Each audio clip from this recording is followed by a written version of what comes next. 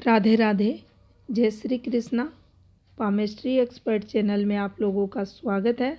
आज फिर हम एक नए टॉपिक के साथ आज हम जानेंगे हाथ में गुरु फिंगर की जड़ पर बनने वाली रेखा के बारे में।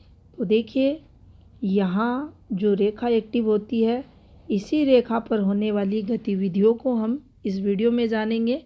उससे पहले हम समझ लेते हैं इस रेखा का हाथ में महत्व क्या होता है।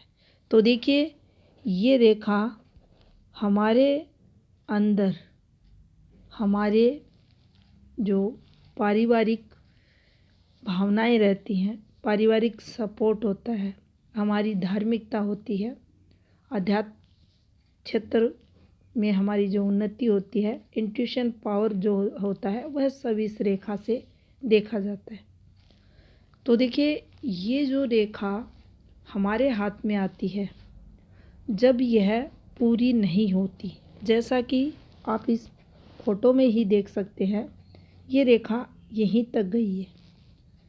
अब जब भी ये दूषित होती है, दूषित कब होती है?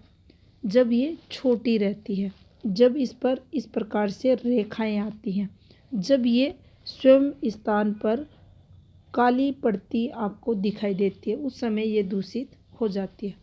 उस समय ये हमारे आज्ञा चक्र को इनबैलेंस कर देती है, जिसके चलते हमारे शरीर में वात पित्त कफ से संबंधित रोग उत्पन्न होते हैं। इस रेखा के डिस्टर्ब होने से हमें सरदर्द, माइग्रेन, आँखों से संबंधित, कान, नाक, बाल, लकवा, जो वर्तमान समय में बहुत ही प्रभावित तरीके से लोगों में देखा जा रहा है, कोई भी कैंसर जनित ट्यूमर वगैरह, ये सब इस रेखा के इनबैलेंस होने पर हाथ में जब ये होती है तो जीवन में प्रभाव स्वरूप देखने को मिलता है। तो देखिए, जब भी इस रेखा पर अन्य रेखाएं कट लगाती हैं, ये रेखाएं इस प्रकार से, तो ऐसी रेखाएं आने पर ये हमारी मानसिक स्थिति को विचलित कर देती हैं, उसमें तनाव लाती हैं, जिसके फलस्वरूप व्यक्ति जो कहेगा, जो सोचेगा, कार्य उसके बिल्कुल विपरीत आपको करता हुआ मिलेगा। या ऐसा समझे, स्वप्न भी ऐसे व्यक्तियों को आएंगे पॉजिटिव, तो होगा इनके साथ नेगेटिव, नेगेटिव आएगा तो होगा इनके साथ पॉजिटिव। ऐसी रेखाएं जब बिल्कुल आपको धागे जैसी यहाँ बनती हुई दिखाई देगी, तो देखिए, यहाँ भी आप पाएंगे जो मन में कार्य करने की जो भावना होगी, किसी का भला करने की, ये जहाँ तक सोचेगा, लेकिन इसके हाथ से बुरा हो जाएगा। यानी जैसी सोच, जैसी भावना, उसके बिल्कुल विपरीत कार्य जीवन में ये रेखा करवाती है। अगर ये रेखा अच्छी स्थिति में है, पूरी रेखा है, दोष मुक्त है, इस पर कोई भी कट वगैरह नहीं है, तो ये हमारे आज्ञा चक्र को बैलेंस करती है, हमें आध्यात्मिक बनाती है।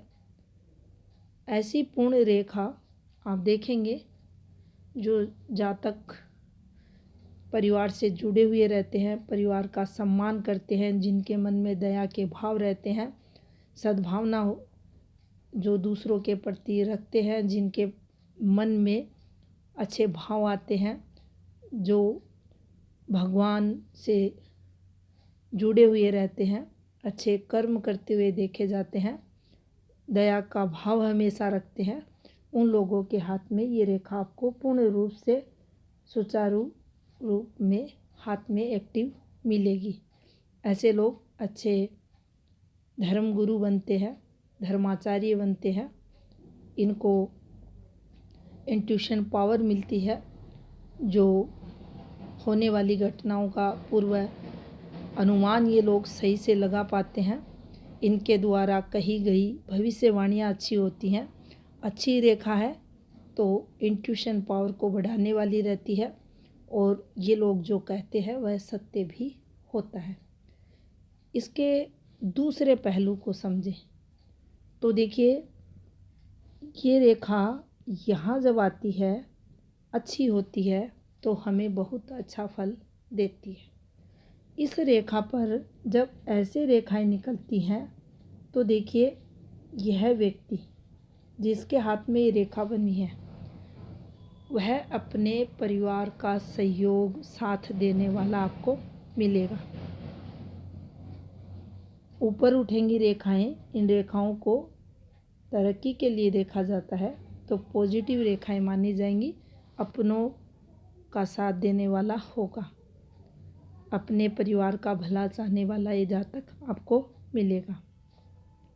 अक्सर आप लोगों ने, मैंने बहुत सारे एनालिसिस किए, उनमें आपने देखा होगा यहाँ की रेखाएं जब ऐसे उतरती हैं तो ये कहा जाता है कि परिवार में भाई द्वारा या अमुक व्यक्ति द्वारा कुछ गलत संघर्ष यहाँ इस रेखा पर होगा तो ये अपनों द्वारा तनाव यहाँ देगी। किसी प्रॉपर्टी से संबंध, तो प्रॉपर्टी को यहाँ नष्ट करने वाला यह व्यक्ति मिलेगा। तो ये रेखाएं इसी रेखा से एक्टिव होती हैं। तो देखिए, यहाँ की जो रेखा रहती है ये बहुत ही महत्वपूर्ण हाथ में मानी जाती है। इसका अच्छा होना बहुत ही ज़रूरी हमारे जीवन में होता है। ये अगर सही है तो हम जीवन को अच्छे से जीते हैं। वहीं जैसे कि इस हाथ की रेखा है, ये पूर्ण रेखा नहीं है। जब आधी रेखा रहती है तो जीवन में दुखों की तरफ ये संकेत करती है। कोई ना कोई आपको जीवन में सेटबैक मिलता रहेगा। वैसे ही जैसे हमारी हृदय रेखा जब यहाँ आकर इस प्रकार से टुकड़ों टुकड़ों में चलती है या इसमें किसी भी प्रकार का इस क्षेत्र के नीचे आकर दोष हो जाता है तो हमें ये रेखा सेटबैक दिलाती है, हमारे जीवन में दुखों को बढ़ाती है। वैसे ही ये टूटी रेखा भी दुख की कारक मानी जाती है। तो देखिए, इस रेखा में दोष है। ये रेखा छोटी है, ये रेखा काली है, ये रेखा पतली है बिल्कुल, या इस रेखा पर बहुत सारी आड़ी रेखाएं हैं। उस स्थिति में हमें हमारे आज्ञा चक्र को पॉजिटिव करना होता है, जिससे कि हमारी जो शारीरिक पॉजिटिविटी है आज्ञा चक्र से संबंधित, उसको हम पॉजिटिव बनाएं। और इसके लिए हमें भगवान शिव के इस मंत्र का उच्चारण करना चाहिए। ओम नमः शिवाय मंत्र के जप द्वारा हम अपने आज्ञा चक्र को पॉजिटिव कर सकते हैं। इसके अलावा जितनी भी जामुनी रंग की वस्तुएं हैं उनका सेवन कर सकते हैं, उनका प्रयोग कर सकते हैं। और रत्न नग, वह भी अगर जामुनी रंग के हम यूज करते हैं तो भी हम अपने आज्ञा चक्र, थर्ड आई चक्रा को मजबूत कर सकते हैं और इस रेखा से होने वाले दुष्प्रभाव से बच सकते हैं। इसको हम स्ट्रॉन्ग हाथ में कर सकते हैं। अब देखिए, एक और बात अगर यहाँ हम समझें, इस रेखा का काला पड़ना, अब यहाँ जो मेंटलिटी व्यक्ति की होगी हेल्प की रहेगी, क्योंकि इस रेखा का अच्छा होना दया का भाव देता है।